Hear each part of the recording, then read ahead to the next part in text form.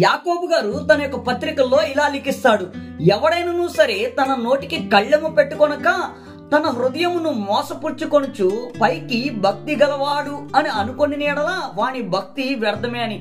ప్రేమైన దేవుని బిడ్డలారా, నేటి దినాల్లో నోటికి కళ్ళెము లేని వారిని మనం అనేక మందిని చూస్తున్నాము.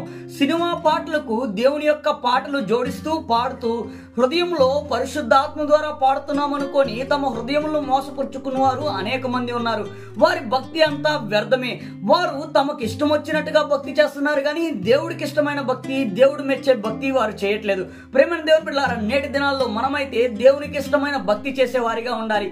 ఆ కింద లేఖనాలే మనం పరిశీలన చేసినట్లయితే దేవుని ఎదుట నిష్కల్మషమైన భక్తి ఏదయ్యా అంటే, దిక్కులేని వారిని, దీనులను, దరిద్రులను ఆదరిస్తూ వారి యొక్క సహాయం నిమిత్తం మనం వారికి సహాయపడటము, ప్రాముఖ్యంగా ఈ లోక మాలిన్యము మనం అంటుకోకుండా మనము జాగ్రత్త పడటమే దేవునికి ఇష్టమైన భక్తి.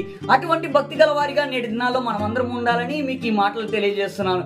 ఈ లోకపు సినిమా పాటలతో సంబంధించిన దేవుడి పాటలు పాడటానికైనను, ఈ లోకపు వ్యవహారాలతో కూడిన ప్రార్థనలైనను మనం చేయక దేవునికి ఇష్టమైన ప్రార్థన, దేవునికి ఇష్టమైన భక్తి చేసేవారిగా ఉండాలని మీకు ఈ మాటలు తెలియజేస్తున్నాను. ఈ యొక్క చిన్న మాటలు ప్రభు మన వినికిడిలో దీవించునుగాక.